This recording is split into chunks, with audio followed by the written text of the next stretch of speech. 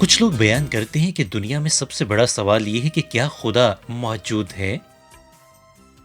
لیکن میرے مطابق سب سے بڑا سوال یہ ہے کہ کیا آپ اس خدا کو جانتے ہیں جو موجود ہے؟ کیا میں اس کے بارے میں جانتا ہوں؟ کیا میں اسے ذاتی طور پر جانتا ہوں؟ خدا کے کلام کو پڑھتے ہوئے خدا کے متعلق جاننا زندگی کا اعلیٰ ترین مطالعہ ہے۔ یہ ہمارے خیالات کو بلندی بخشتا ہے، ہمارے علم کو بڑھاتا ہے، اس کی ہمہ گیر موجودگی کو ہم پر ظاہر کرتا ہے، ہمارے یقین کو مستحکم کرتا ہے اور ہمیں قوت عطا فرماتا ہے۔ یہ ہماری زندگیوں کا عظیم ترین مطالعہ ہے جو خدا اور اس کی خصوصیات کو ہم پر ظاہر کرتا ہے۔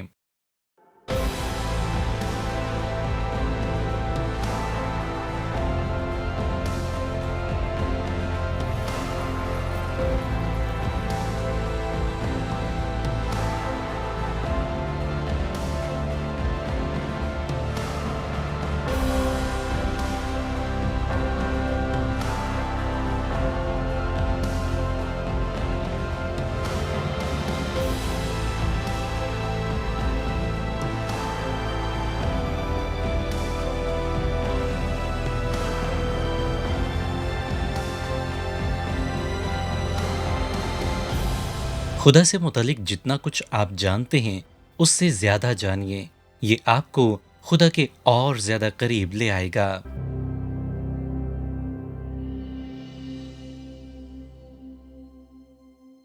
جی تو ناظرین، آئیے اب ڈاکٹر ڈیوڈ جرمایا کا خصوصی پیغام سنتے ہیں۔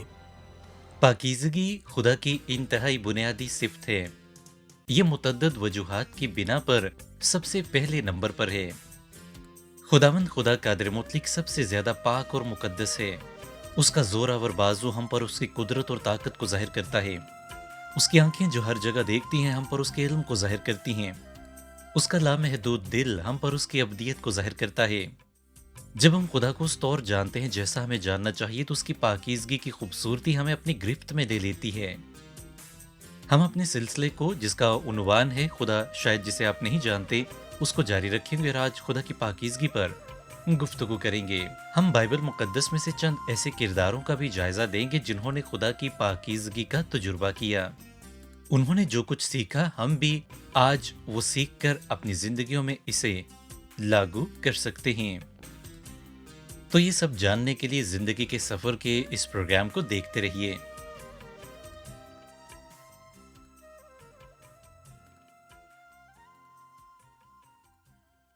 خدا محبت ہے، لیکن اس کے تخت کے ارد گرد موجود فرشتے یہ نہیں گا رہے ہیں کہ خدا محبت ہے۔ خدا سب کچھ جانتا ہے اور فرشتے یہ نہیں گا رہے ہیں کہ وہ سب کچھ جاننے والا ہے۔ اس کی طاقت کی کوئی حد نہیں ہے، لیکن فرشتے جو آسمان پر ہیں وہ یہ نہیں گا رہے ہیں کہ طاقتور طاقتور طاقتور، بلکہ آسمانی لشکر پکار کر کہتے ہیں قدوس قدوس قدوس۔ بائبل مقدس میں سب سے زیادہ خدا کو قدوس اور پاک کہا گیا ہے۔ بائبل مقدس میں بہت جگہوں پر اسے قدوس خداوند اور اسرائیل کا قدوس کہا گیا ہے۔ اس سے کیا مراد ہے جب بائبل بیان کرتی ہے کہ خدا پاک ہے؟ یہ ہم پر دو باتوں کو واضح کرتی ہے۔ پہلی یہ ہے کہ خدا کی پاکیزگی اس کی علیحدگی کو ظاہر کرتی ہے۔ یہ لفظ شاید آپ کو عجیب لگے، لیکن بائبل مقدس کے مطابق یہ خدا کی شخصیت کو بیان کرنے کے لیے درست ہے، یعنی خدا ہر ایک شے سے اور چیز سے بالکل الگ ہے۔ ہوسیہ سے یوں بیان کرتا ہے، میں انسان نہیں خدا ہوں، تیرے درمیان سکونت کرنے والا قدوس۔ بائبل مقدس میں کئی حوالہ جات میں ہمیں یہ ملتا ہے کہ خدا انسان نہیں ہے کہ وہ انسان کی طرح عمل کرے۔ بائبل مقدس بار بار ہم پر یہ بات واضح کرتی ہے کہ ہم خدا کو صرف انسان کے روپ میں نہ دیکھیں جیسا کہ ہم ہیں، بلکہ وہ ہم سے بہت الگ ہے۔ پوری کائنات میں صرف وہی واحد ایسی ہستی ہے جو کہ خلق نہیں کی گئی ہے، باقی تمام چیزیں اسی نے خلق کی ہیں، اور وہ اپنی تخلیق کردہ تمام مخلوق سے بہت منفرد ہے اور ان سے نہایت بلند و بالا۔ اس کے مقابلے میں کوئی بھی نہیں ہے۔ کچھ بھی وقوع پذیر ہونے سے پہلے خدا موجود تھا، وہ ہمیشہ سے تھا اور ہمیشہ ہمیشہ رہے گا۔ ماضی میں بھی وہ ہر وقت، ہر جگہ، ہر لمحہ موجود رہا اور مستقبل میں بھی وہ ہر وقت، ہر جگہ، ہر لمحہ موجود ہوگا۔ وہ سب سے منفرد ہستی ہے، وہ قدوس خدا ہے، وہ پاک خدا ہے۔ خدا کی پاکیزگی اس کا گناہ سے پاک ہونا ہے۔ یہ صرف خدا کی گناہ سے کامل پاکیزگی کو ظاہر کرتی ہے۔ پہلا یوحنا پہلے باب کی 5ویں آیت میں بیان ہے، اس سے سن کر جو پیغام ہم تمہیں دیتے ہیں وہ یہ ہے کہ خدا نور ہے اور اس میں ذرا بھی تاریکی نہیں۔ غور کریں، خدا نور ہے اور اس میں ذرا بھی تاریکی نہیں۔ اگر کوئی آپ سے خدا کی پاکیزگی کے متعلق سوال کرتا ہے تو آپ بائبل مقدس کے مطابق انہیں دو طریقوں سے اس کا جواب دے سکتے ہیں۔ پہلی یہ کہ وہ مختلف ہے، وہ منفرد ہے، اسی نے تمام مخلوقات کو تخلیق کیا ہے اور وہ اپنی تخلیق کردہ تمام مخلوقات سے بالا ہے۔ اس نے کبھی کوئی گناہ نہیں کیا، وہ گناہ سے مبرہ ہے، وہ کامل پاکیزگی کا سرچشمہ ہے۔ بائبل مقدس میں ایسی کئی ہستیاں موجود ہیں جنہوں نے خدا کی پاکیزگی کا مشاہدہ کیا۔ میں آپ سے ایک سوال کرتا ہوں کہ خدا اگر اپنی پاکیزگی اور قدوسیت کو اسی وقت، اسی جگہ ظاہر کرے تو آپ کا کیا رد عمل ہوگا؟ بائبل مقدس میں ہمیں بے شمار جگہوں پر بادشاہوں، نبیوں، بھکاریوں، طوائفوں، جنگجوؤں، سوداگروں اور چوروں کا ذکر ملتا ہے، لیکن جب ان کا سامنا خداوند خدا سے ہوا تو وہ ڈر گئے، وہ کانپ اٹھے، وہ گھبرا گئے۔ ان میں سے کچھ خاموش ہو گئے، اور ان میں سے کچھ لوگ جنہوں نے خدا کی حضوری کا اور پاکیزگی کا تجربہ کیا وہ سمجھ گئے کہ اب وہ مرنے والے ہیں۔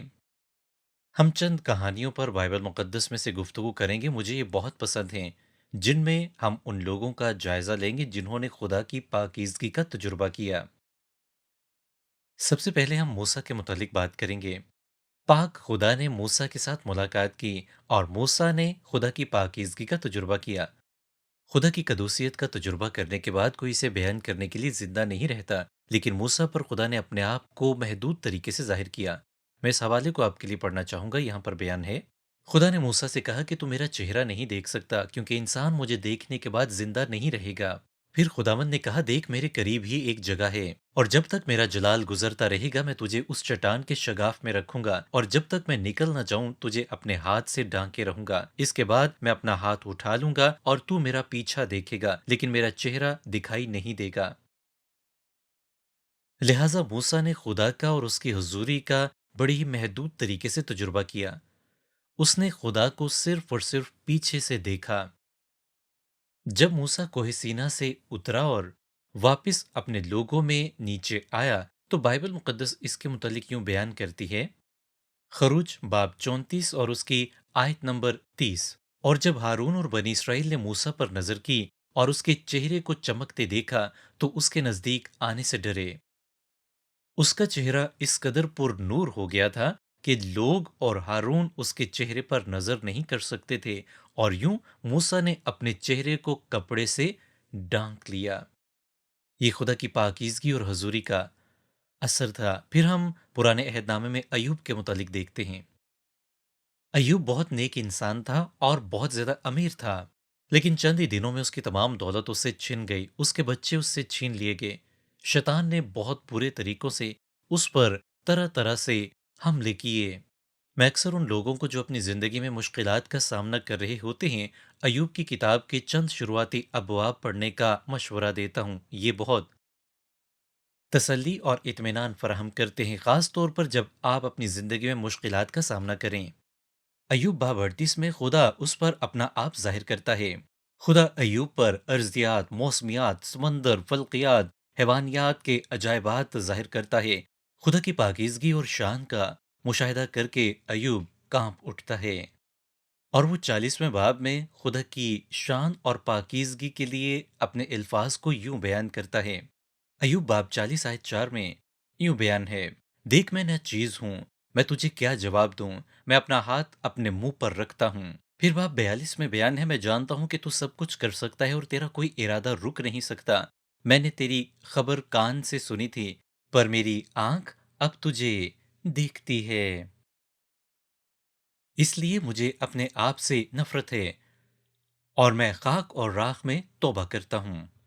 हमें भी खुदा के हजूर में हमेशा ऐसा ही अमल करने की जरूरत है। यानी अपने मुंह पर हाथ रखना और खुदा की बात को सुनना, ताकि हम कोई बेवकूफ बात ना कह सकें। यसाया नबी ने खुदा की हजूरी का एक शानदार तजुर्बा किया। वो इबादत खाना में दुआ करने के लिए जाता है। ये एक तब्दीली का अमल था। तसव्वुर कीजिए, अगर 52 साल हुकूमत करने वाला बादशाह मर जाए तो उसके बाद क्या होगा। यसाया नबी वहां पर इस बात के लिए जो वकूफ पजीर हुई, बिल्कुल भी तैयार नहीं था। यसाया बाब 6 में यूं बयान है, जिस साल में उजिया बादशाह ने वफात पाई, मैंने खुदावंद को एक बड़ी बुलंदी पर ऊंचे तख्त पर बैठे देखा, और उसके लिबास के दामन से हैकल मामूर हो गई। उसके आस पास सराफीम खड़े थे, जिनमें से हर एक के 6 बाजू थे, और हर एक दो से अपना मुंह ढांपे था, और दो से पांव और दो से उड़ता था। और एक ने दूसरे को पुकारा और कहा, कद्दूस कद्दूस कद्दूस रब्बुल अफवाज है, सारी जमीन उसके जलाल से मामूर है। और पुकारने वाले की आवाज के जोर से आस्तानों की बुनियादें हिल गईं, और मकान धुएं से भर गया। तब मैं बोल उठा कि मुझ पर अफसोस, मैं तो बर्बाद हुआ, क्योंकि मेरे होंठ नापाक हैं, और निजस लब लोगों में बसता हूं, क्योंकि मेरी आंखों ने बादशाह रबुल अफवाज को देखा। उस वक्त सराफीम में से एक सुलगा हुआ कोयला, जो उसने दस्ते पनाह से मजबा पर से उठा लिया, अपने हाथ में लेकर उड़ता हुआ मेरे पास आया, और उससे मेरे मुंह को छुआ और कहा, देख, इसने तेरे लबों को छुआ, बस तेरी बदकारी दूर हुई, और तेरे गुनाह का कुफारा हो गया। उस वक्त मैंने खुदावंद की आवाज सुनी, जिसने फरमाया, मैं किसको भेजूं, और हमारी तरफ से कौन जाएगा। तब मैंने अर्ज की, मैं हाजिर हूं, मुझे भेज। यसाया बादशाह की वफात का अफसोस लेकर खुदा के घर में जाता है, लेकिन वहां पर उसे आसमानी बादशाह का दीदार हो जाता है। बाइबल मुकद्दस में जब किसी बात पर नहायत जोर देना हो और अहमियत के साथ उसे बयान करना हो, तो उसे अंडरलाइन या हाईलाइट नहीं किया जाता, बल्कि उस बात को बार बार दोहराया जाता है, जिससे उसकी अहमियत वाज़ेह होती है। और खुदा की कदूसियत और पाकीज़गी उसकी ऐसी सिफ़त है, जिसे बाइबल मुक़द्दस में बारहा बयान किया गया है। यसाया नबी ने जब खुदा की पाकीज़गी का और उसकी कुदरत का तजुर्बा किया, उसने आसमानी फ़रिश्तों का नज़ारा देखा, तो वो काँप उठा। उसने अपनी हकीकत को महसूस किया, अपने आप को वैसा ही देखा, जैसा कि वो था। मूसा, अय्यूब और यसाया नबी के मुताले के बाद हम अब पौलुस रसूल की तरफ आते हैं, जिसने दमिश्क के रास्ते पर खुदा की हजूरी का तजुर्बा किया। अचानक से आसमान से उसके गिर्द एक रोशनी चमकती है, जो कि सूरज की रोशनी से भी ज्यादा चमकदार थी, और इस रोशनी के सबब से वो जमीन पर गिर पड़ा। जब उसने खुदा की कदूसियत और पाकीजगी का तजुर्बा किया, तो वो अंधा हो गया, गोया उसकी इंसानी आंखें खुदा की कुदरत को ना देख पाईं, और ना ही उसे बर्दाश्त कर पाईं। इस तजुर्बे ने उसे साउल से पौलुस रसूल बना दिया। इसके बाद हम यूहन्ना रसूल के मुतालिक देखते हैं, उसने खुदा की हजूरी का तजुर्बा किया। मुकाशवा जो कि यूहन्ना रसूल ने दर्ज की, हम इसमें खुदा की हजूरी और उसके मुतालिक बहुत कुछ जान पाते हैं। उसके पहले बाब में ही हम इसे देखते हैं। इस बाब में यूहन्ना बयान करता है कि जब उसने आसमान की तरफ निगाह की, तो उसने कादर मुतलिक खुदा को तख्त पर विराजमान देखा। उसके सर के बाल सफेद ऊन बल्कि बर्फ की मानित सफेद थे। उसकी आंखें आग के शोले की मानित थीं।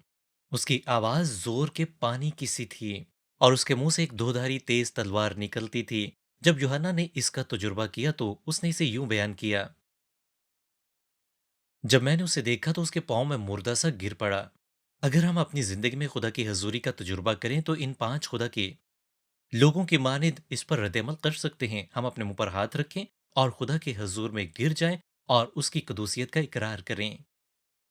जब हम खुदा की कदूसियत और पाकीज़गी का तजुर्बा करते हैं, तो ये हम में तब्दीली लेकर आता है, और शायद इसीलिए इस मौजू पर बहुत कम बात की जाती है। हमें अपने आप से पूछने की ज़रूरत है कि खुदा की पाकीज़गी का तजुर्बा करने के मुतालिक मेरा रद्दमल क्या होगा? क्या ये कोई ऐसी चीज़ है जिसे हमने अपने दिमाग में हिफ्ज़ करना है, ताकि जब कोई हमसे पूछे तो हम उसे जवाब दे सकें? ये सिर्फ़ इतना ही नहीं है, ये इससे कहीं ज़्यादा बढ़कर है। और इसमें सबसे पहले हमने अपने खुदा के साथ इल्हाक को देखना है, और अपने आप को खुदा की पाकीज़गी की रोशनी में परखना है। जब हम खुदा की पाकीज़गी का और उसकी कदूसियत का तजुर्बा करते हैं, तो हम अपने आप को उसके साथ परखते हैं। मैंने हाल ही में बिली ग्राहम की लिखी हुई किताब को दोबारा पढ़ा है, जिसका उन्वान है कि हम दोबारा जन्म कैसे ले सकते हैं। इसमें वो अपने उस वाक़ये को बयान करते हैं जब एक टीवी स्टेशन की जानिब से टीम उनके घर में उनका इंटरव्यू करने के लिए आ रही थी। वो कहते हैं कि उनकी अहलिया ने तमाम घर को और बिलख़ुसूस उस कमरे को जहाँ पर ये इंटरव्यू होना था, बड़े अच्छे तरीके से साफ़ किया और इसकी झाड़-पोंछ की। जब टीवी स्टेशन का अमला वहां पहुंचा तो उन्होंने अपनी बड़ी लाइटें लगाकर उनको ऑन किया। तो उसकी बीवी ने ये देखा कि उस कमरे में हर तरफ मट्टी ही मट्टी थी। वो उस मट्टी को आम रोजमर्रा इस्तेमाल की जाने वाली लाइट्स में नहीं देख पाती थीं, बल्कि उन बड़ी लाइट्स की बदौलत उन्हें वो मट्टी नजर आई। बात बिल्कुल वाज़ेह है। आम रोज़मर्रा ज़िंदगी में हम अपने आप को बहुत पाक समझते हैं, लेकिन जब हम खुदा की कदूसियत और पाकीज़गी में अपने आप को देखते हैं, तो हमारी सारी गंदगी हम पर ज़ाहिर हो जाती है। खुदा कामिल है और वो पाकीज़गी में भी कामिल है। वो कद्दूस और अल्फ़ा और ओमेगा है, और हम इंसान गुनहगार और नापाक हैं। इसीलिए खुदा ने अपने इकलौते बेटे खुदावंद यीशु मसीह को ज़मीन पर भेजा, ताकि हम उसके वसीले से पाक और साफ हो सकें और खुदा को जान सकें। खुदा के तकद्दुस और उसकी पाकीज़गी को बयान करने के लिए हमारा जो अगला मौज़ू है, वो है तारीफ़ व तमजीद और सलीब को खुदा के तकद्दुस की तस्वीर के तौर पर समझना। हम खुदा और इंसान के आपसी ताल्लुक को सिर्फ इसी नुक्ते की बदौलत समझते हैं। हम कलवरी पर होने वाले तमाम वाक़यात को मुकम्मल तौर पर कभी समझ नहीं सकते हैं, लेकिन जब हम खुदा की पाकीज़गी और उसकी कदूसियत को जानेंगे, तो तब हम इसके मुतालिक बेहतर तौर पर जान पाएंगे। खुदावंद यीशु मसीह खुदा के इकलौते बेटे के तौर पर इस ज़मीन पर आए, और इस ज़मीन पर उन्होंने गुनाह से मुबर्रा बिल्कुल पाक ज़िंदगी बसर की। उन्होंने खुदा की पाकीज़गी की अक्कासी की। वो सलीब पर बेअ बर्रे के तौर पर कुर्बान हुआ, और सलीब पर कुर्बान होने से उसने तमाम दुनिया के गुनाहों को अपने ऊपर ले लिया, और सब गुनाहों का एक ही मर्तबा उसने फिदिया अदा कर दिया। सिर्फ वही वाहिद ऐसी हस्ती थी जो कि ऐसा कर सकती थी, क्योंकि दुनिया में सिर्फ और सिर्फ वही बेगुनाह था। जब कादिर मुतलिक खुदा बाप ने अपने इकलौते बेटे को सलीब पर कुर्बान होते देखा और तमाम दुनिया के गुनाहों का बोझ उस पर देखा, तो वो उसकी इस हालत को बर्दाश्त ना कर सका। और बाइबल बयान करती है कि खुदा ने अपना मुंह उसकी तरफ से मोड़ लिया। और इस हालत में खुदावंद यीशु मसीह क्या फरमाते हैं? बाइबल मुकद्दस में इसका जिक्र हमें मिलता है। ए मेरे खुदा, ए मेरे खुदा, तूने मुझे क्यों छोड़ दिया? अगर हमारा कादिर मुतलिक खुदा बाप उस वक्त खुदावंद यीशु मसीह को जवाब देता, तो वो शायद यूं बयान करता कि मेरी पाकीज़गी नहायत कामिल और बुलंद है, और दुनिया के गुनाहों के बोझ के नीचे खुदावंद यीशु मसीह पर वो उस वक्त निगाह नहीं कर सकता था, क्योंकि वो पाकीज़गी में और कदूसियत में कामिल है। सलीब का निशान हमारे सामने खुदा की पाकीज़गी का आला तरीन सबूत है। जब हमारे खुदावंद ने सलीब पर हमारे गुनाहों का फिदिया अदा किया, तो बहुत ही हैरान कुन बात वाक़ई हुई। जब वो सलीब से नीचे उतरा, तो उसने पाकीज़गी का एक लिबास बुना, और वो हर उस शख्स को ये लिबास पेश करता है जो उस पर ईमान लाएगा और उसे अपना निजात दहिंदा और खुदावंद तस्लीम करेगा। वो लिबास उसे पेश किया जाएगा। लिहाजा आज मसीही होते हुए हम जब चलते फिरते हैं, तो हम खुदावंद यीशु मसीह की पाकीज़गी का ये लिबास पहने हुए हैं। और कादिर मुतलिक खुदा जब हमारी तरफ निगाह करता है, तो वो हमारे गुनाहों को नहीं, बल्कि हमारे इस लिबास पर निगाह करता है जो हमने खुदावंद यीशु मसीह की बदौलत पहना हुआ है। पाक खुदावंद यीशु मसीह का लिबास, जिसने कलवरी पर हमारे गुनाहों का फिदिया दिया। जब हम खुदा बाप के हजूर में आते हैं, तो हम कैसे दुआ करते हैं? हम तमाम दुआएं खुदावंद यीशु मसीह के नाम से मांगते हैं। ये खुदा के मुकद्दस मुकाम में हमारा दाखला है। खुदा की पाकीज़गी का तजुर्बा करने से हम खुदा के साथ इल्हाक करते हैं, और उसकी पाक सलीब पर निगाह करने से हम उसके प्यार का तजुर्बा करते हैं। हम उसकी कदूसियत को देखते हैं। और तीसरी बात जो मैं आपके सामने बयान करना चाहता हूँ, वो खुदा की पाकीज़गी की खूबसूरती में उसकी इबादत करना है। जब हम उसकी पाकीज़गी को जानते हैं, तो उसकी इबादत करते हैं। मूसा बयान करते हैं, माबूदों में ए खुदावन तेरी मानिद कौन है जो तेरी मानिद अपने तकद्दुस के बायस जलाली और अपनी मदह के सबब से रोब वाला साहिबे करामात है। खुदा के तकद्दुस को जानते हुए हमें उसकी इबादत करने का हुक्म दिया गया है। तवारीख की पहली किताब के बाब 16 में यूं बयान है, पाक आराइश के साथ खुदावंद को सजदा करो। ज़बूर 29 में बयान है, खुदावंद की ऐसी तमजीद करो जो उसके नाम के शाया है। ज़बूर 96 में बयान है, पाक आराइश के साथ खुदावंद को सजदा करो, ए सब अहले ज़मीन उसके हजूर कांपते रहो। माहिर इलाहियात सूरियन केयरकेगार्ड ने एक मर्तबा बयान किया कि हम इबादत के बारे में बहुत उलझन में पड़ गए हैं। हम परेशान रहते हैं कि कौन क्या कर रहा है। हम दुआ करने वालों को सिर्फ हाजरीन समझते हैं, पास्टर को तफरी मुहैया करने वाला और खुदा को रुकावट डालने वाला समझते हैं। लेकिन हकीकत में इबादत करने वाले दरअसल अमल करने वाले हैं, और पास्टर हौसला अफजाई करने वाला है और खुदा सुनने वाला है। जब हम इबादत के लिए जमा होते हैं तो हम मुख्तलिफ तरीकों से इसको अदा करते हैं। हम बोलते हैं, हम गीत गाते हैं, हम दुआ करते हैं, हम हदिया देते हैं, हम बपतिस्मा लेते हैं, हम रोटी और मैं में शरीक होते हैं, और ये सब सिर्फ हम कदर मुतलिक खुदा की खुशनुदी के लिए करते हैं। और इबादत के इख्तिताम पर हम तालियां बजाकर उसका शुक्रिया अदा करते हैं उसकी तमाम बरकतों के लिए। और कुरियो तेस्कोनी ने जब अपनी शानदार परफॉर्मेंस का मुजाहरा किया तो तमाम सामीन जो वहां पर मौजूद थे वो खड़े हो गए और पुरजोश तालियां बजाईं। लेकिन तस्कीनी ने अपने हाथ हिलाकर उन्हें रोका, और फिर वो ऑर्केस्ट्रा की तरफ मुतवज्जे हुआ और उसे कहा कि तुम कुछ भी नहीं हो। उसने अपनी तरफ इशारा किया और बुलंद आवाज से कहा, मैं कुछ नहीं हूं।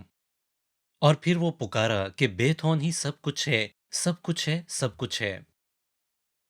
याद रखें, जब हम इबादत करते हैं तो हमें भी ये कहना चाहिए कि खुदा ही सब कुछ है, सब कुछ है। और अगर हम ऐसा नहीं करते हैं तो कभी भी हमारी इबादत मुकम्मल नहीं होती। याद रखें कि इबादत उन लोगों के लिए नहीं है जो यहाँ स्टेज पर हैं, उन लोगों के लिए नहीं है जो क्वायर में हैं या जो ऑर्केस्ट्रा में हैं। ये सिर्फ कद्र मुतलिक खुदा के लिए है। हम सिर्फ उसके सामने उसी की इबादत करते हैं। फिर अगली बात जो मैं आपसे बयान करना चाहता हूँ, वो हमारी जिंदगियों में पाकीज़गी को अमली शक्ल देना है, यानी इसे अमली जामा पहनाना है। खुदा चाहता है कि हम पाक बने। बाइबल मुकद्दस इसके मुतालिक बयान करती है, चुनांचे उसने हमको बनाए आलम से पेशतर उसमें चुन लिया ताकि हम उसके नज़दीक मोहब्बत में पाक और बेऐब हों। हमारी जिंदगियों के लिए खुदा का ये मंसूबा है कि हम ज़मीन पर पाक और बेऐब जिंदगी बसर करें। बाइबल मुकद्दस मजीद बयान करती है, बल्कि जिस तरह तुम्हारा बुलाने वाला पाक है उसी तरह तुम भी अपने सारे चाल चलन में पाक बनो, क्योंकि लिखा है कि पाक हो इसलिए कि मैं पाक हूं। हम खुदा की तरह पाक और मुकद्दस कभी भी नहीं हो सकते हैं, और ना ही हम खुदा की पाकीज़गी के कमाल का अंदाज़ा लगा सकते हैं। लेकिन इसका यह मतलब नहीं है कि हम अपनी ज़िंदगियों में पाकीज़गी पैदा करने का ख्याल तर्क कर दें। आपके पास्टर समेत बहुत सारे लोग अपने आप को मुकद्दस तसव्वुर नहीं करते, लेकिन मैं आपको बयान कर दूं कि हमारे पास चुनाव का इख्तियार है। हम अपने लिए अच्छाई का इंतखाब भी कर सकते हैं और बुराई का भी। हर रोज़ हर दिन हमारे पास ये इंतखाब मौजूद होता है जिस पर हम अपनी मर्जी कर सकते हैं।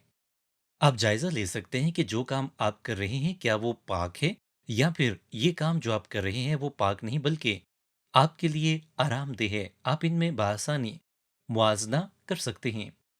जब हम अपनी ज़िंदगी में पाक होने का इंतखाब करते हैं तो ये हमें खुदा के पाक फर्जंद बनने का मौका फराहम करता है। लेकिन इसकी बजाय अगर हम दूसरे रास्ते का इंतखाब करें जो कि हमारी बेहतरी या फ़ायदे के लिए हमें महसूस हो रहा होता है, तो ये हमें खुदा के रास्ते से और पीछे ले जाता है।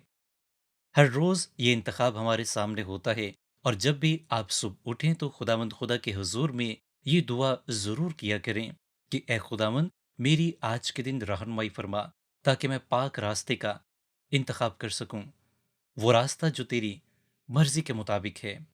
और ये भी कि है खुदावंद, मैं उस रास्ते पर ना जाऊं जो दुनियावी लिहाज से तो मेरे मफाद में है, लेकिन ये रास्ता मुझे تجھ سے دور کر دے گا، اور نہ صرف مجھے متاثر کرے گا بلکہ میرے ساتھ ساتھ بہت سارے اور لوگوں کو بھی۔ آخری بات جو کہ میں آپ کے سامنے بیان کرنا چاہتا ہوں وہ توقع ہے، اور میں یہ توقع رکھتا ہوں کہ ہم اس دن کے منتظر رہیں جب آپ اور میں خدا کی طرح مقدس ہوں گے۔ ہم اس کے لیے اپنے آپ کو تیار کریں۔ ایک دن میں اور آپ مسیحی ہوتے ہوئے ایسے ہی پاک ہوں گے جیسا کہ ہمارا خدا پاک ہے۔ یوحنا پہلے خط میں سے یوں بیان کرتا ہے، دیکھو باپ نے ہم سے کیسی محبت کی ہے کہ ہم خدا کے فرزند کہلائے، اور ہم ہیں بھی۔ دنیا ہمیں اس لیے نہیں جانتی کہ اس نے اسے بھی نہیں جانا۔ عزیزو، ہم اس وقت خدا کے فرزند ہیں، اور ابھی تک یہ ظاہر نہیں ہوا کہ ہم کیا کچھ ہوں گے۔ اتنا جانتے ہیں کہ جب وہ ظاہر ہوگا تو ہم بھی اس کی مانند ہوں گے، کیونکہ اس کو ویسا ہی دیکھیں گے جیسا وہ ہے۔ اور جو کوئی اس سے یہ امید رکھتا ہے اپنے آپ کو ویسا ہی پاک کرتا ہے جیسا وہ پاک ہے۔ ایک دن خدا مجھے اور آپ کو اور تمام مسیحیوں کو چھوئے گا، اور ہم خداوند یسوع مسیح کی طرح پاک اور بالکل پاکیزہ ہو جائیں گے۔ بائبل مقدس بیان کرتی ہے کہ ہم پاک کیے جائیں گے بالکل ایسے ہی جیسے کہ خداوند یسوع مسیح پاک ہے۔ پاکیزگی خدا کی خوبصورتی کو اور اس کی اعلیٰ ترین صفت کو بیان کرتی ہے، جس میں رہتے ہوئے اس نے سب کچھ بہترین تخلیق کیا۔ خدا چاہتا ہے کہ اس کے لوگ اس کے حضور میں پاک بنے۔ مکاشفہ باب 4 آیت 8 میں اسی بات کو دہرایا گیا ہے، یعنی قدوس قدوس قدوس خداوند قادر مطلق، جو تھا اور جو ہے اور جو آنے والا ہے۔ میں آپ سے آج یہ سوال کرتا ہوں کہ کیا آپ خداوند یسوع مسیح کو اپنا نجات دہندہ قبول کرتے ہیں، یا کوئی آپ کے سامنے رکاوٹ ہے؟ یاد رکھیں، وہ آپ کو آسمان پر لے کر جانا چاہتا ہے۔ وہ آپ سے بہت پیار کرتا ہے۔ وہ محبت کا خدا ہے۔ اس نے آپ کے لیے بہت کچھ کیا ہے تاکہ آپ ہمیشہ کی زندگی پا سکیں اور آسمان میں جا سکیں۔ کیا آپ کی زندگی میں خداوند یسوع مسیح بالکل صحیح مقام پر موجود ہے جہاں پر اسے ہونا چاہیے؟ اگر ایسا نہیں ہے تو اس پر غور کیجیے، اسے موقع دیجیے۔ پروگرام زندگی کے سفر میں شریک ہونے کے لیے آپ کا بہت بہت شکریہ۔ جتنا زیادہ ہم خدا کے کلام کا مطالعہ کرتے ہیں، اتنا ہی زیادہ یہ جان پاتے ہیں کہ قادر خداوند ہم سے تعلق رکھنا چاہتا ہے۔ اگر آپ اس سے ایک مضبوط رشتہ قائم کرنا چاہتے ہیں تو سب سے پہلا کام اپنے گناہوں پر پشیمان ہونا ہے اور خداوند یسوع مسیح کو اپنا نجات دہندہ قبول کرنا ہے۔ جب آپ ایسا کریں گے تو آپ کو خدا کی طرف سے نجات اور زندگی کا تحفہ ملے گا، اور آپ ایک نئے مخلوق ہو کر ایک نئی زندگی کی شروعات کریں گے۔ اگر آج آپ یہ فیصلہ کر چکے ہیں تو میں چاہوں گا کہ آپ دوسرے مسیحیوں کے سامنے اس کی گواہی دیں۔ آپ یہ گواہی مقامی کلیسیا یا چرچ میں بھی لوگوں کے سامنے پیش کر سکتے ہیں اور اپنے ایمانی سفر کو جاری رکھیں۔ خداوند آپ کو برکت دے، اور جیسا کہ آپ خداوند کے ساتھ چل رہے ہیں، میں زندگی کے سفر کے اگلے پروگرام میں آپ کو دیکھنا چاہوں گا۔